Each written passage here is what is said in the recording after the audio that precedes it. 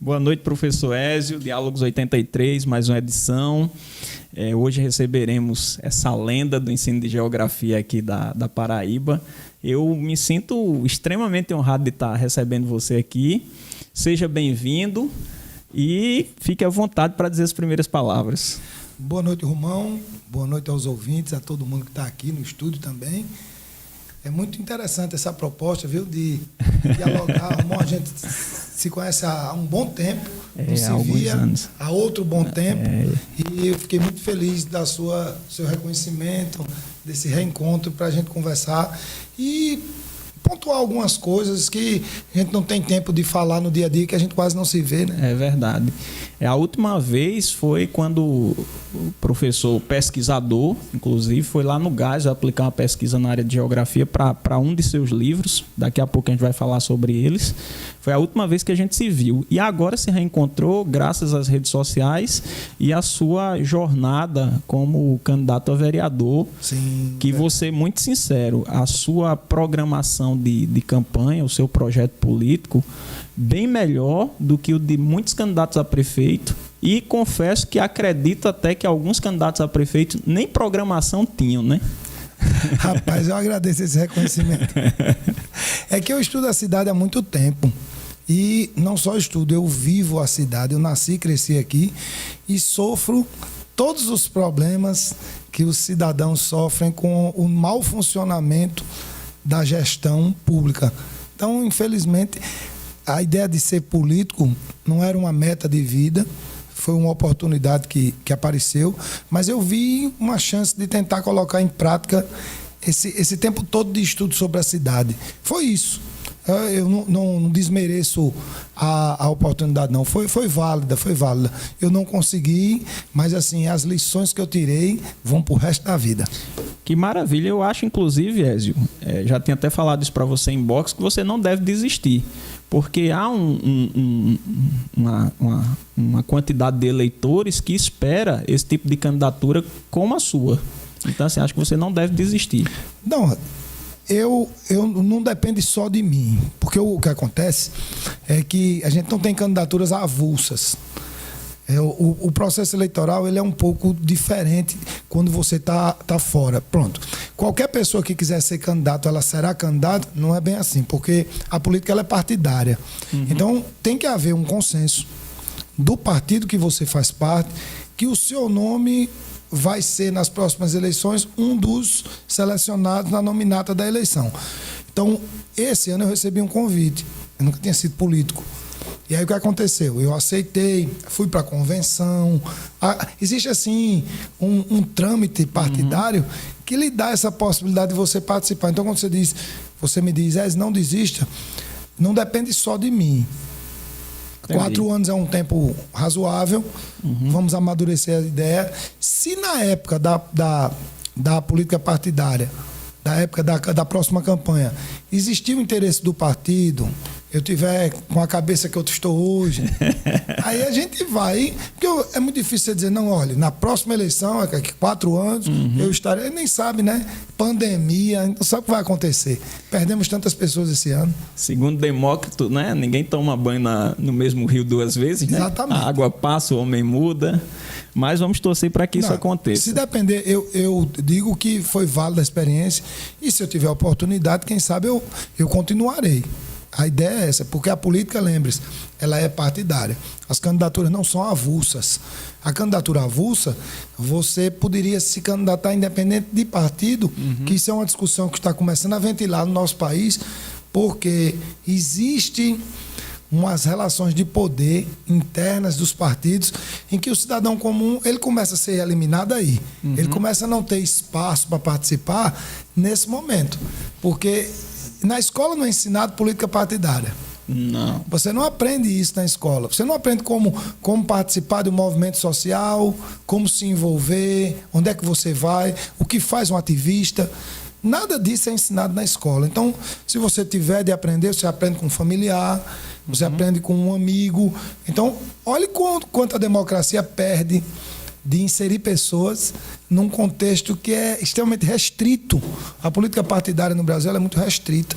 Mas você concorda com essa candidatura avulso? Concordo. Eu acho que a candidatura avulsa ela poderia existir, mas num país diferente do nosso. Infelizmente, no Brasil, a candidatura avulsa ela talvez não funcionasse, porque seria preciso definir os propósitos das candidaturas. Porque, veja, nós temos assim a intolerância, o machismo, o racismo, nós temos assim chagas sociais que porventura são filtradas pelos partidos. Então, a candidatura avulsa, de repente, o cara tem umas convicções que não são coletivas e ele tem o direito de se candidatar sem filtro nenhum, pode ser um problema. Entendi. Entende? Eu tenho medo no Brasil de uma candidatura avulsa com o pessoal sem preparação escolar, sem educacional, política, porque a preparação política também é muito importante. As pessoas não sabem o que é direita e esquerda, acham que isso não faz mais sentido, que está todo mundo lutando o quê? Pelo poder. É isso que a gente tem que discutir às vezes, porque precisa educar o menino para ele ter esse entendimento de que ele tem que servir ao coletivo, ele tem que devolver. Porque quando você vai para a política, você pensa, eu vou fazer o que lá? Ganhar um bom salário, fazer network, sair muito mais afortunado do que eu entrei? Ou você deve pensar, não, eu vou devolver à sociedade o que ela passou direta e indiretamente me oferecendo de subsídio para ser quem eu sou hoje. Tem que devolver. Mas essa cabeça, ela fica até estranha quando você começa com essa ideia, começa a conversar, porque quem é que está pensando assim, né? Os caras que tá pensando em devolver, porque ele não quer ganhar, não. É o capitalismo, é o ganha, lucro, mas está faltando isso. É engraçado, muito boas observações, e interessante que o prefeitável Rafael Freire, acredito que são de linhas ideológicas diferentes, você e ele, mas ele disse exatamente a mesma coisa que você acabou de afirmar. Rapaz, eu não acho que a gente é de linhas ideológicas diferentes, não, sabe? Eu escutei-o falando várias vezes e muita coisa bateu. Só que o que acontece porque é coerente, né? Tem muita coisa em Rafael que é coerente. Né? O que acontece é que Rafael está dentro de um partido que ele simplesmente é a esquerda que quer romper com o sistema e quer romper mesmo. Assim, vai lutar para essa ruptura, se puder, imediata. Eu faço parte da rede, e rede de sustentabilidade é a chamada centro-esquerda. É a esquerda que procura um diálogo mais programático. Assim, não acredita na ruptura pela ruptura. Então, em alguns momentos, a gente tem, porque nós somos e temos ideologias de esquerda. Só que as pessoas não entendem a esquerda como a ideia do progressismo que quer a inclusão e a melhoria para o coletivo. Entende esquerda com aqueles vícios, com aqueles estigmas da esquerda tradicional que, na verdade, quer o quê? Quer acabar o sistema capitalista, é contra qualquer forma de lucro, qualquer maneira de privatizar. Aquele discurso ali, Romão, é como se ele não coubesse mais no mundo de hoje. O discurso ele precisa ser ajustado à forma como a sociedade caminhou. Porque a gente não pode ter a cabeça dos anos 70. É verdade. Sabe? Não dá para viver a Guerra Fria. A Guerra Fria acabou. Infelizmente, a Guerra Fria, ou felizmente, a Guerra Fria acabou. Então, eu não posso pensar em Ho Chi Minh. Eu não posso pensar em Mao Tse Tung. Eu não posso ter como ídolo Stalin e querer aplicar o que Stalin eu não posso. Então, é por isso que o intelectual, a gente precisa estudar para poder ajustar o discurso à época. Aí entra a coerência. Ô Ézio, falando especificamente da nossa cidade, eu não sei se você concorda, mas há mais ou menos uns 15 anos, João Pessoa entrou no circuito turístico nordestino. É um dos pontos de visita hoje de turistas estrangeiros ou até nacionais de outras regiões.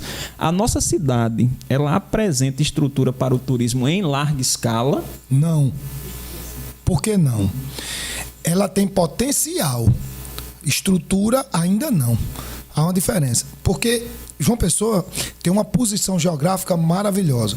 Porque ela fica no meio de duas cidades que estão se dando muito bem, que é Natal e o Recife. Então, o turismo que se desenvolveu aqui foi um turismo de passagem. Eu aproveito indo para João Pessoa e visito Natal e Recife. Então, é um ganho que o turista imagina que ele tem, porque João Pessoa não é tão interessante assim. Então, quando eu digo estrutura, a gente ainda não tem. Por quê? Porque a rede hoteleira, ela ainda está em desenvolvimento. O programa, o ProDetour, o Projeto Nordeste, não vingou desde os anos 80. Eles tentaram ressuscitar agora com o Ricardo Coutinho na última década. Mas a coisa não aconteceu. Infelizmente, não aconteceu. Precisava acontecer de que maneira? O turismo ele tinha que ser pensado de fora para dentro. Como? No momento que você pensasse no destino turístico, esse destino já tinha que ser vendido no Paraná, no Rio Grande do Sul, em São Paulo. As pessoas tinham que saber o que elas iam encontrar aqui. Então, elas vêm sem conhecer a cidade, chega aqui na entrada da cidade, não sabe exatamente onde estão. João Pessoa não conseguiu assim criar uma vocação assim forte. Vou explicar com a vocação. Por exemplo, João Pessoa ser a cidade de melhor qualidade de vida do Nordeste. Então, eu vou visitar a cidade que tem a melhor qualidade do ar. Meu amigo, eu vou para uma cidade em que a orla é limpa. Eu tenho águas quentes e extremamente limpas para eu tomar. A balneabilidade das praias é maravilhosa. Eu vou para uma cidade que é a mais verde do Brasil. Estou falando de coisas que podiam acontecer. A gente ter a balneabilidade das praias excelente, a qualidade do ar melhor. A gente tem a Lei Espigão, uma lei muito avançada.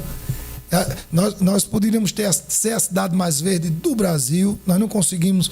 Isso são coisas básicas.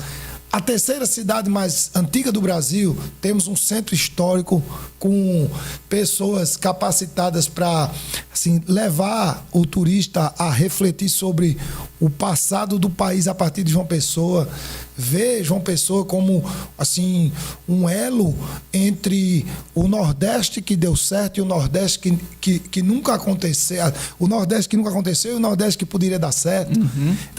Mas isso não foi pensado. Então, o cara vem para João Pessoa na cega. Se você entrar num call center e disser que é de João Pessoa, o cara não sabe. Ele não. Você vai no serviço, não sabe onde é João Pessoa. Então, por isso que precisava vender João Pessoa lá fora. Para João Pessoa lá fora, ela atrair para dentro e a gente criar toda uma estrutura. Uma estrutura de quê? Uma estrutura de paisagismo, uma estrutura de ruas ajustadas a um trânsito menos caótico, com sustentabilidade, a ideia de transporte público eficiente, ciclovias, onde a gente tivesse assim, realmente os parques, as praças, tudo dentro de uma programação sustentável, para que você viesse para cá e encontrasse uma vocação verde. Porque João Pessoa, na verdade, ela não tem nem vocação econômica. A função urbana de uma pessoa é administrativa. Se você tirar os 3 poderes, fica só a orla. Porque nem tem indústria, nem tem comércio. O aeroporto é em Bahia. É verdade. Entende? O aeroporto é em Bahia, cara. O porto é em Cabedelo. A gente tem a vocação da gente administrativa. Eu nunca tinha pensado nisso, acredita, Ézio? Analise. Nunca tinha pensado nisso. E assim, e os nossos administradores, eles têm trabalhado numa perspectiva de desenvolvimento sustentável, principalmente em relação à natureza, ou também não há essa preocupação? Não, teoricamente, sim. O Partido Verde, que é o de Luciano Cartacho, está entregando agora a gestão, passou 8 anos com uma preocupação teórica, até porque assim, o jargão do verde é muito pesado, a ideia da sustentabilidade. Eles fizeram, inclusive, um acordo, conseguiram um empréstimo de mais de 100 milhões para João Pessoa, para colocar o João Pessoa Sustentável, que é desenvolver os parques, que é revitalizar os rios, que é reflorestar, que dá um norte sustentável à cidade. Realmente, isso no papel está lá, teoricamente. Mas, na realidade, há muito a ser feito. há muito a ser feito, porque João Pessoa não conseguiu ainda resgatar essas coisas que eu te falei. Eu lembro, coisa de 15 anos atrás, a gente falava de João Pessoa ser a segunda cidade mais verde do Brasil. Do mundo até, né? É verdade. Né? Segunda cidade Mas mais isso era verdade mesmo ou era uma campanha publicitária? Não, isso foi uma campanha publicitária, porque a cidade mais verde do Brasil em 2001 era Porto Alegre. Então, eu fui em Porto Alegre, constatei que realmente o verde de Porto Alegre é muito mais intenso que João Pessoa, por uma questão cultural. As pessoas, elas plantam nos logradouros. Veja, o cálculo é feito em área pública. O verde de João Pessoa sempre foi privado, sempre foi no quintal. Em Porto Alegre existe uma cultura de plantar nos logradouros, nas praças. Você vê planta por todo canto. Então, se percebe que é uma ideia pública. E isso em João Pessoa podia ser realidade, mas a especulação imobiliária, ali na área da zona rural de João Pessoa, promoveu um desmatamento muito cruel nos últimos tempos. Lembre do Estação Ciência, lembre do Centro de Convenções, lembre daquela área ali, do Altiplano, do Parque Aratu. Isso. Lembre aquilo ali, você vai ver que houve um desmatamento assim cruel. E é totalmente anacrônico a visão da sustentabilidade quando você quer ser uma cidade mais verde do Brasil. Foi isso que aconteceu, sabe? E eu penso que faltou coerência. Faltou coerência. Eu lembro que tem um programa, não sei se você acompanha, que é o não sei o que ecológico, que é eu acho que ou é na 91.5, que é a Cabo Branco, ou é na Tabajara, que são as duas únicas rádios que de rádio, né? São as duas únicas rádios, inclusive, que eu escuto. E a Band também, essas 3 rádios eu escuto. Aí tem um programa que é alguma coisa ecológico, no domingo pela manhã. E lá levaram um arquiteto, inclusive um dos arquitetos mais famosos de João Pessoa, que não trabalha aqui por coincidência, ele trabalha muito fora, e ele falou da questão da habitabilidade da cidade. Ele disse que está havendo um crescimento habitacional muito grande, mas as pessoas têm que entender que não é só de moradia que a sociedade vive. Tem que haver o verde, e ele ressaltou muito essa presença do verde, tem que haver praça, porque senão vai haver um aumento da violência. É um aumento da violência pela arquitetura. Se você mora num lugar que só tem prédio, a tendência é que você seja naturalmente mais violento. Eu nunca tinha pensado nisso também. Mas se a gente analisar a questão da habitabilidade, a especulação imobiliária jogou a população mais pobre para um lado da cidade em que você não tem os equipamentos. Então você acaba fazendo o quê? Vindo para os locais e aí enche a lagoa, aí enche a orla, aí depois o pessoal acha ruim e quer bater. Ou seja, não entende que a aglomeração é fruto da falta de oportunidade. Eu não estou dizendo que a praia é só para quem mora na praia, mas eu estou dizendo que se as pessoas tivessem também lazer nos seus bairros, elas não precisavam se aglomerar na praia, elas alternariam isso. Então, essa visão, ele tem razão. Só que a gente não está acostumado a pensar isso, nem cobrar. Por quê? Porque a gente não discute isso na escola. Tudo começa, Romão, na escola. Se o currículo permitir essa transversalidade, que a gente começar a discutir coisas que interessam a todo mundo, porque o trânsito é transversal, por que o turismo não seria transversal? Agora, Ézio, falando nisso, até a professora Alba deve estar nos assistindo, que é uma pedagoga formidável, coordenadora até do FPB. Pelo currículo é permitido, né? Pelo currículo é permitido, mas o Enem não cobra. Porque a gente existe uma ditadura. Infelizmente, essa visão, dos anos 80 para cá, ela foi muito forte nas escolas. Que é a ideia do preparar para o Enem. Ou preparar para o vestibular. Então você tem desde do 8º ano, do 9º ano, um direcionamento para o Enem. Então o Enem dita o que vai ser discutido. A BNCC agora está tentando mudar isso. Não sei se vai conseguir, mas está tentando mudar isso. Só que, infelizmente, a cultura sempre foi essa, do Enem. Então, as discussões do Enem não são essas. de habitabilidade, Isso. de vocação econômica. Até porque essas questões sociais são cada vez menos interessantes, né? Principalmente para quem trabalha na rede privada, porque discutir esses assuntos muitas vezes atingir o pai do menino ou os familiares que às vezes são de uma família tradicional ou que são empreendedores, não tem e até história... políticos, né? E principalmente políticos. Né? E principalmente políticos. Aí a escola fica naquela coisa de uma discussão às vezes que não interessa ao aluno, né? É por isso que eu sou terminantemente contra a escola sem partido. Isso é inconstitucional, já está mais do que provado, mas assim, eu não consigo ver a escola sem partido, porque você não vai discutir política partidária, mas tudo é política. Como é que você não vai dar aula tentando entender, criar complicado, é muito né? difícil. E quiseram colocar na cabeça da gente, de uns 2 anos para cá, que a escola tem que ser sem partido. Então a gente fiquei assim, rapaz, isso foi tão difícil, ainda bem que a coisa agora acalmou mais. Ô Ézio, e com relação à barreira do farol do Cabo Branco, na sua opinião, de quem é a responsabilidade para resolver o problema e qual a melhor solução? Porque até onde eu contei, eu deixei de contar, havia 16 pareceres de como resolver. Eu parei de contar. Aí o problema é realmente da prefeitura, é do estado, é da capitania municipal, que fica um empurra-empurra, né? O problema começa na habitação do pré-amar. Veja, tinha que tirar dali as pessoas que construíram no terreno de Marinha, que, ou seja, 150 metros de onde molha até o continente não pode construir nada, porque atrapalha a dinâmica da maré. Então, o erro começou aí, permitir que na Penha e no Seixas se construísse na beira da praia. Não pode construir, que é o problema do Hotel Tambaú. Quase dentro da praia. Não pode, né? Porque, olha, há uma dinâmica a gente chama de ondas. As ondas, elas avançam e elas recuam para tirar e levar sedimento. Isso é uma dinâmica normal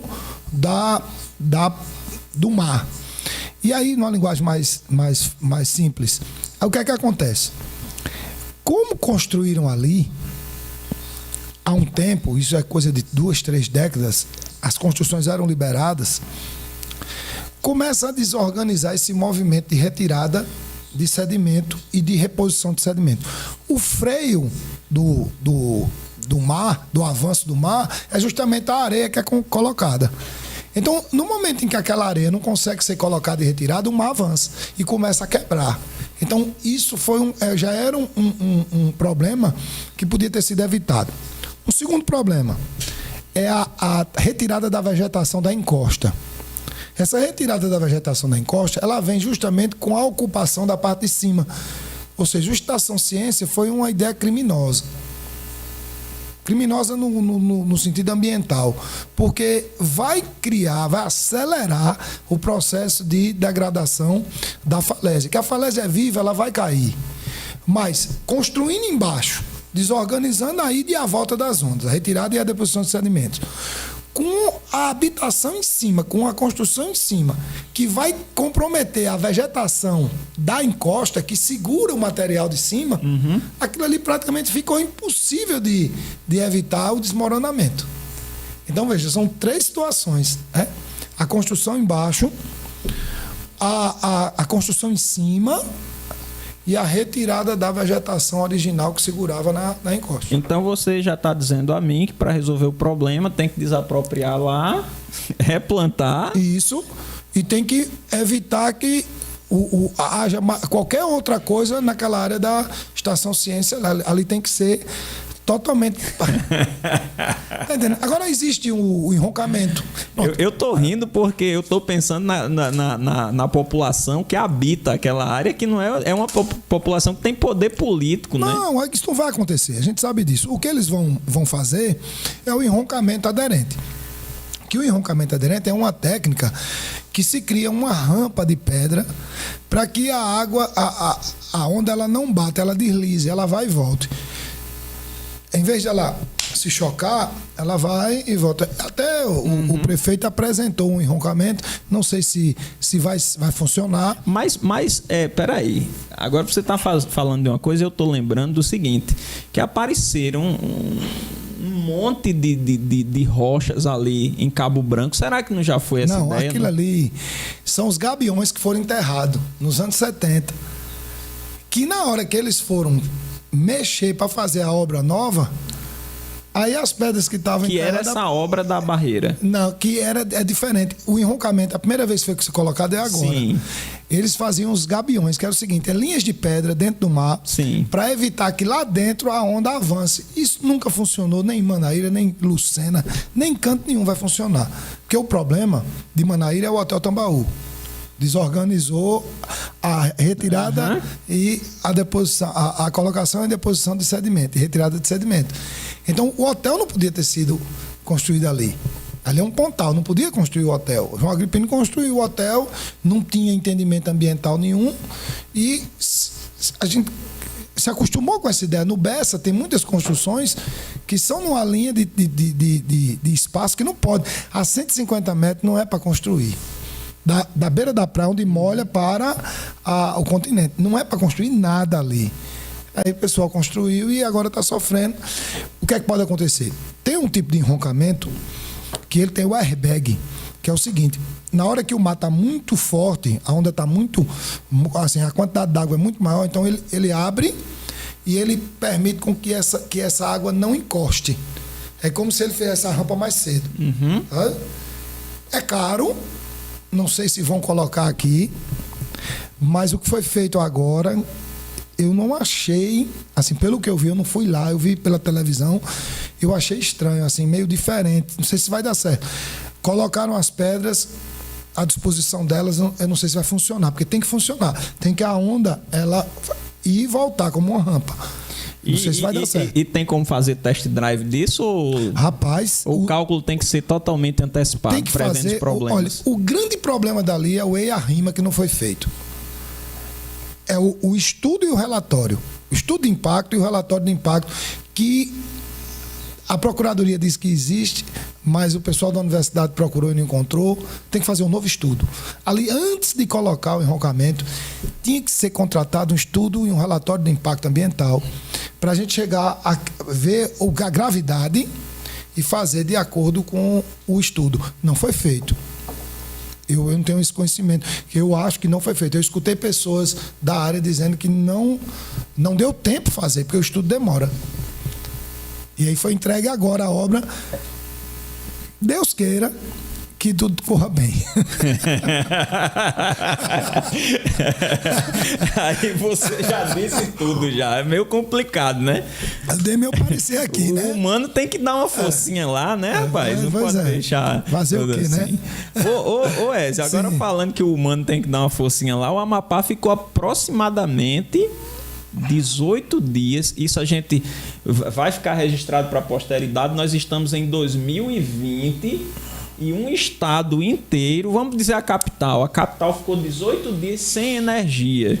Isso. Eu lembro de uma música de Legião Urbana que ele fez lá em 96, de uma coisa que ele tinha vivido lá em 80 e alguma coisa, que é ontem faltou água, anteontem faltou luz, tinha a torcida gritando quando eles... Mas isso é uma coisa do passado, né? Mas você sabe, independente do problema na hidrelétrica, que é um problema nacional, a dependência de uma matriz hídrica. Nós tínhamos que ter uma matriz variada para um modal energético socorrer o outro. A região norte tem muito sol, a região norte tem vento. Em alguns momentos, dependendo do estudo que fosse feito, se podia ter ali possibilidades eólicas, solares. E tem vento, tem sol e tem um detalhe mais importante ainda, que é pequeno, né? É pequeno. Ainda existe, então dá para fazer, ainda né? Existe a biomassa. Nós temos a termoeletricidade, que pode ser feita a partir da biodigestão. Ali foi um alerta para uma revisão da matriz energética nacional, que é hídrica. Hidrelétrica na Amazônia, todo mundo sabe que não é uma combinação muito boa. Tem muita água, mas desmata. Tira o índio. Ó, Belo Monte, no Xingu. Desaloja os índios. Não tem relevo suficiente para a queda d'água, fica mais caro porque vai ter que artificializar o lago. Ou seja, era para ter alternativas. Isso aí foi gestão. O problema todo foi gestão. Ô Ézio, e me diga uma coisa, vou fazer duas perguntas. Primeiro, de quem é a responsabilidade do problema? Porque novamente ficou aquele jogo de empurra-empurra, né? Essa é a primeira pergunta. E a segunda pergunta é, essas outras fontes de energia, elas são viáveis economicamente? Porque mesmo sendo o Estado quebra também, né? Olha, a responsabilidade é do governo federal. Não diga isso, que ele disse que a responsabilidade não era dele. A responsabilidade é do governo federal no momento. Agora, veja, não é desse governo. Sim. A responsabilidade é do governo federal enquanto gestor do dinheiro, do capital, porque isso não é uma coisa barata. Na época do Fernando Henrique houve um apagão lá por causa do norte, foi norte e nordeste, você lembra? Acho que foi 2001. Isso. Mas vamos raciocinar. O problema vem desde 2001. Passamos o governo Lula inteiro. Não podia ter sido direcionado, em vez de uma Copa do Mundo e de Olimpíada, não podíamos ter direcionado o dinheiro para dar uma revitalizada na matriz energética de lá. Assim, o Brasil é muito grande, é continental, tem realidades diferentes. Por que tem que ter o mesmo entendimento energético para todo mundo? Então, eu culpo o governo federal como um todo, historicamente, e o governo local como vítima de uma situação inusitada, porque ele não imaginar o problema na hidrelétrica assim. Isso, porque o político, ele governa, infelizmente, a médio prazo. Ou a curto? Vamos botar assim, a curto? Vamos botar a curto prazo. A curto prazo. Uhum. Mas ele tinha que pensar a longo prazo, porque ele tem que trabalhar no curto pensando no longo. Mas ele não faz isso. Então ele, hidrelétrica tá bem, energia, não vou mexer nisso agora não. Então não houve uma preocupação, porque ninguém imaginava que ia acontecer. Entendi. É esse ponto. Uhum. Agora que nós sabemos que o problema pode se repetir, tem que tomar uma posição. Só que é pandemia, pós-pandemia, logo em seguida vem ano eleitoral. Eu não estou conseguindo ver que isso vai se resolver imediatamente, não. E essas outras fontes de energia, elas são viáveis? Não só para o Amapá e para aquela região, mas são viáveis para o Brasil inteiro? São viáveis, mas não podem ser uniformizadas. O que não pode acontecer é você sai da matriz hídrica e coloca a matriz solar para o Brasil inteiro da mesma maneira. Não dá por quê? Porque a quantidade de sol do Nordeste é muito maior do que do sul do país. Então, o que é que tinha que acontecer? O Nordeste tinha que receber mais investimentos em energia solar. O Sul podia até ter uma matriz energética, podia até a gente entender a questão nuclear no Sul. Não é uma coisa do outro mundo. Você pode pegar a França, Japão, Alemanha, utilizam energia nuclear há muito tempo. Claro que ela existe um risco, mas você tem que assim direcionar para a necessidade. Então, as termoelétricas, elas são uma alternativa.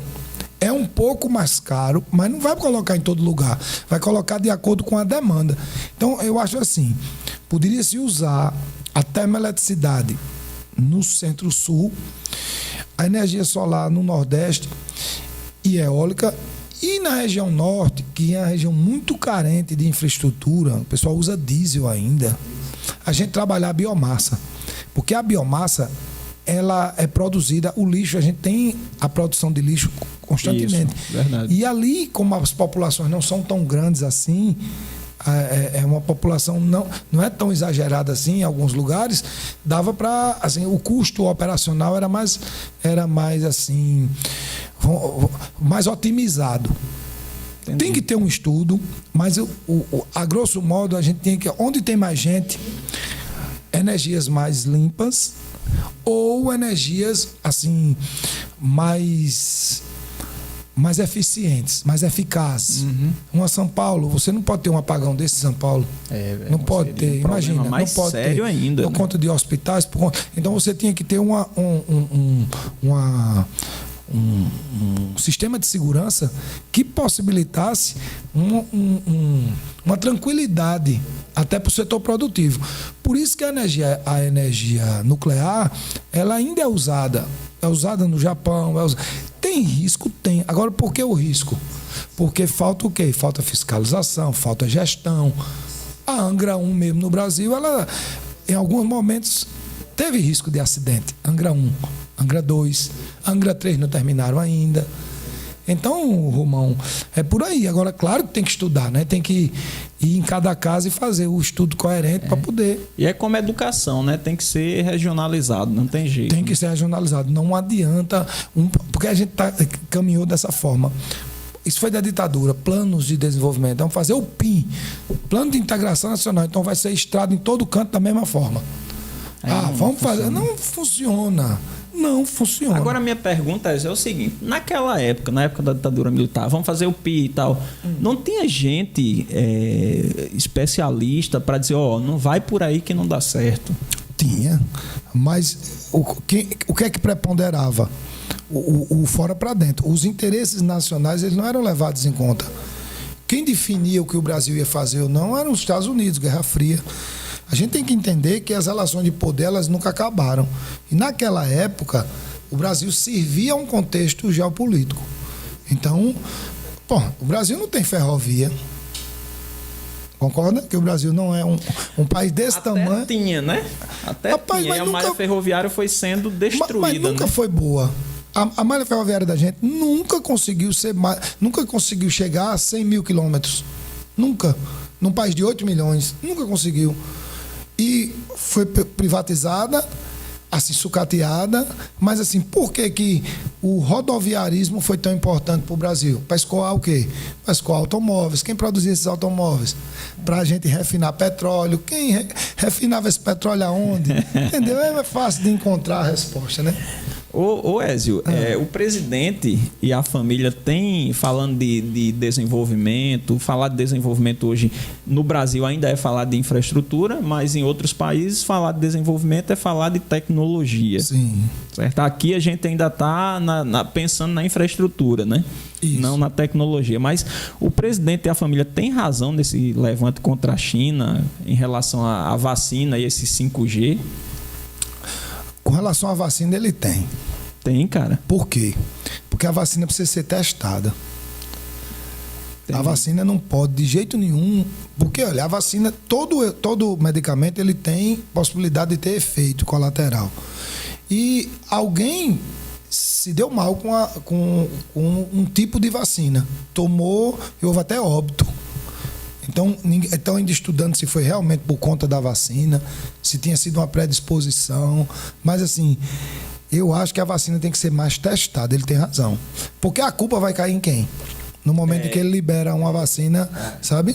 Assim, tem que o lado político ter uma trégua e a gente olhar com humanização para as coisas.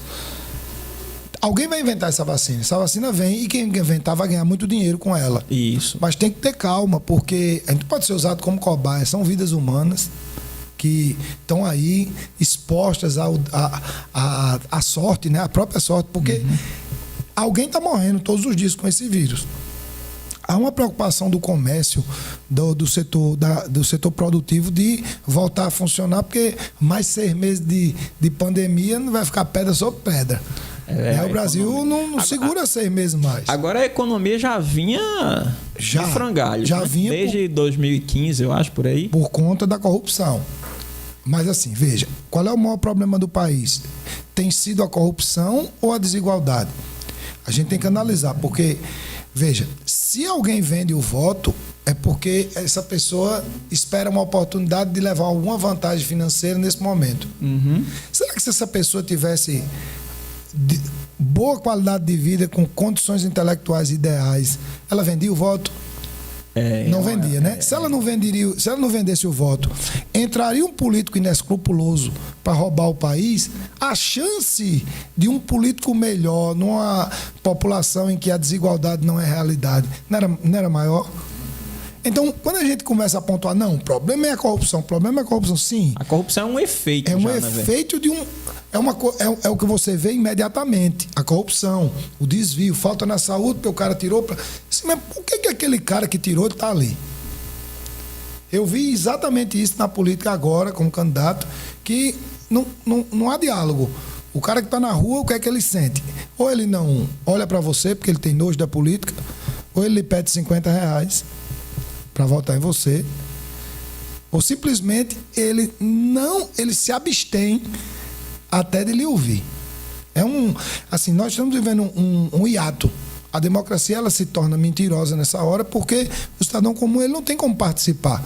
Ele não tem como enfrentar o poder econômico no jogo eleitoral, onde quem decide são as comunidades. Tem. Então, quando você fala que não, o problema é a corrupção, a gente tem que... O buraco é mais embaixo. Se a gente fizer uma análise maior, a gente vai ver que a coisa está na desigualdade. Por que na Suécia, na Suíça? Não, mas é outra sociedade. E por que outra sociedade? Por que lá funciona e aqui não? Não, porque tem educação. E por que lá tem educação e aqui não tem? Aí a gente vai para Castelo Branco, para correção monetária, para o salário do professor que não foi corrigido, que ser professor passou a ser uma profissão assim, extremamente desvalorizada, e os piores foram dar aula. E, aí, se eu for construir aqui, a gente vai até mais tarde. Chega num ponto que você diz, não, então o problema está na forma como o país foi organizado, estruturado, assim, a sistemática. Infelizmente é uma coisa tão antiga que a gente fica até sem esperança. Tem horas que diz, rapaz, eu não vou alcançar a mudança, não. Porque vai mudar, né? Mas a gente fica assim... a gente tem que ter esperança que vai mudar, que vai mudar. A gente quer participar do processo. Mas esse negócio de botar a culpa na corrupção, se você olhar, é bom até para os corruptos, né? Porque de tempos em tempos você elege 4 ou 5 bodes expiatórios, isso, condena e diz, pronto, agora está todo mundo limpo. A Igreja Católica fez isso demais, né? A Inquisição matava 2 e estava feito... Está zerado agora. Está zerado. Vamos de novo. Então, a gente precisa ter cuidado com isso, porque o Brasil ele ainda é controlado de fora para dentro.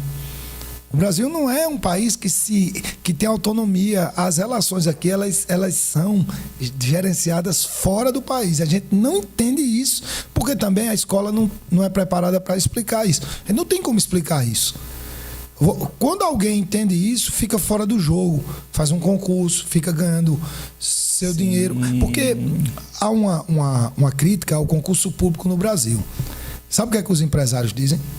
Que o Brasil não suportará pagar esses altos salários se você for fazer a conta dos impostos que são pagos com os salários recebidos pelos concursados.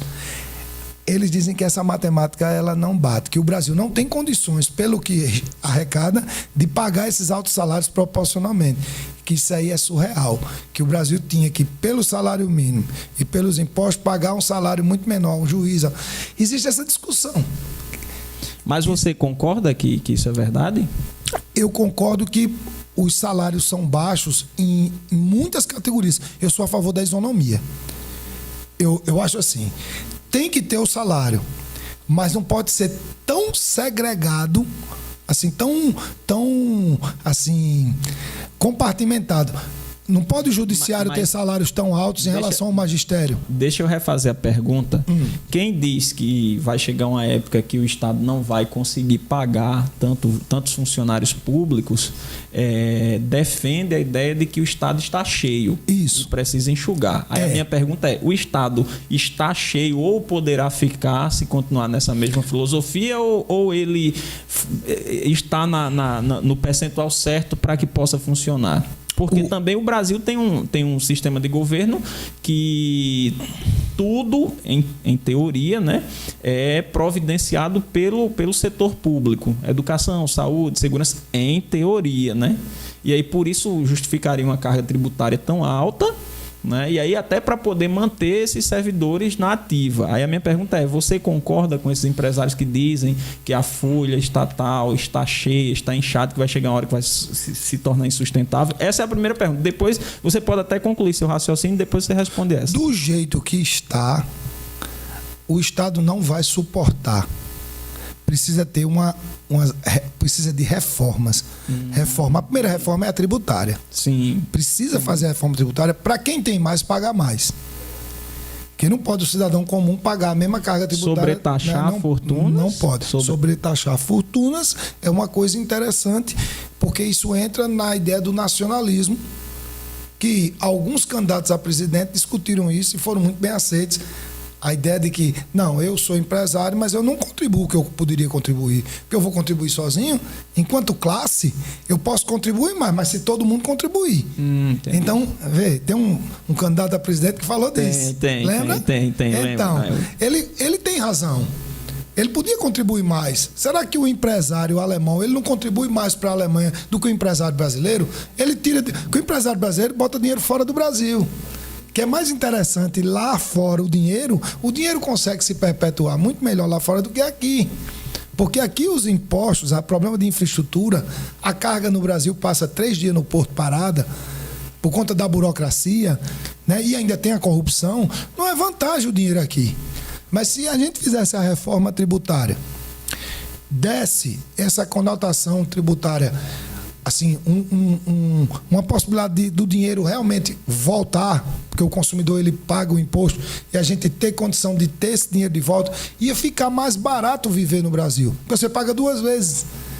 Você tinha que ter, pelo que você paga de imposto, uma saúde melhor, né? Uma educação melhor, que todo mundo sabe disso. Então, tinha que fazer isso para poder pensar em funcionário público. Primeiro fazer isso, porque senão, o que está acontecendo? A gente tem uma classe média que não está muito preocupada com o país, porque faz o concurso e fica lá ganhando dela. É verdade. Então, são pessoas que podiam contribuir, que podiam estar na política, que podiam fazer projetos para desenvolver o país. Podiam estar ajudando a desenvolver o país. Mas eu já tenho o meu, independente. Pronto, agora na pandemia isso ficou declarado, ficou claro na pandemia. Quem é que está bem na pandemia? O funcionário público de carreira que o salário não mexeu. A não ser que o Estado quebre e ele não consiga receber. Mas o microempresário se afundou, 70% quebrou. O grande empresário está com linha de crédito, está sentindo que não vai conseguir ter o mesmo fôlego. O empreendedor ele está sem coragem de empreender, né? Nesse próximo ano que vem. Quer dizer, quem é que está com a segurança? Porque desde criança que eu escuto isso. A segurança no país é o concurso público. Eu sei que o concurso público isso é realidade, mas assim, se isso continuar realidade, a gente vai ter um problema, porque o concurso público não é para todos. Assim, todos não estão nas mesmas possibilidades, tem tempo para estudar. E ainda o concurso público ainda beneficia essa classe, né? Essa classe média. Essa classe média. Ainda beneficia, porque não há igualdade de condições intelectuais, educacionais, estruturais. Né? A gente dá aula em concurso, sabe disso. Há um nivelamento por cima, e aí, consequentemente, a gente vai ter uma casta intelectual que vai se omitir do processo. Eu não estou nem aí, eu não vou ser candidato, eu não vou participar, eu não preciso participar, porque eu estou já com o meu garantido, independente do Estado. Eu escuto isso a látero pela rua, pessoas que têm um emprego federal e assim estão nem aí para o país. Por quê? Porque assim, é uma falsa segurança, né? Porque é a questão da violência. Pronto, você não me perguntou, mas assim eu vou colocar isso. Não, mas fique à vontade. Meu amigo, eu sou seu fã, eu sou seu aluno, você pode falar o que quiser. Se você quiser, vamos fazer um programa aí só para falar de autoimagem, que eu sei que você tem um cuidado com a sua autoimagem. A gente faz um programa só para eu sou seu fã, você fala aqui do que você quiser, meu amigo. Ó, eu vou dar uma opinião minha aqui, se você me permite. Fique à vontade. Eu sou contra armar a população. Eu também sou, cara. Eu sou contra, sabe? Eu sou contra porque a gente não vai discutir o que tem que discutir. A gente simplesmente vai botar o lixo debaixo do tapete, cada um armado. É como se dissesse, não tem mais jeito, a desigualdade não vai acabar, ninguém vai lutar por isso. A segurança pública, ela está ficando caos, é cada um por si, o Estado não tem condição de me proteger, eu vou pegar minha arma e acabou. Aí o que é que vai acontecer com o trânsito? As brigas de trânsito vão terminar em quê? Sem parar para analisar. Quem vai ganhar dinheiro com isso? Funerária? Quem vai ganhar dinheiro com isso, né? As empresas de arma, de munição, dos clubes de tiro. Funerária. Né? A funerária. Né? Os hospitais, em parte, né? Os presídios, quem sobrar, que vão ter que ser terceirizados. Isso. Que já há um projeto de terceirizar presídio. Terceirizar. Né? Eu sou a favor de privatizar presídio. Talvez o sistema o sistema público funcionasse melhor, né? Quando ele pagasse para ter um... Ele recuperava. Porque o problema todo é o seguinte, não tem pena de morte nem perpétua. Não tem, no Brasil não tem. Né? 30 anos por crime, tudo bem. Mas você não recupera. Você é a favor da pena de morte? Não, no Brasil não, porque só vai morrer pobre. Mas no presídio só tem pobre. Mas veja só, se eu não tenho pena de morte, nem eu tenho perpétua, eu acredito que eu recupero o cara. Então fica sem sentido, porque em alguns países, eu não acredito que recupere, eu mato. Ou então eu tiro da sociedade totalmente. Em alguns países tem a perpétua ou a pena de morte. No Brasil não tem nenhuma das duas. Então é um sistema que quer ressocializar. Aí a pergunta é, no Brasil o preso é ressocializado? Não. Mas a gente paga para o preso estar lá e ser ressocializado. Sim. Mas ele não é ressocializado. E ninguém vai discutir isso mais não? Porque onde está o crime organizado? Dentro dos presídios. É verdade. O crime se organizou dentro dos presídios desde a Ilha Grande. Quer dizer da época de Vargas. Quer dizer que os presídios é aquela sala de professores ali que a gente Universidade do crime, se organizava. Exatamente. Ali.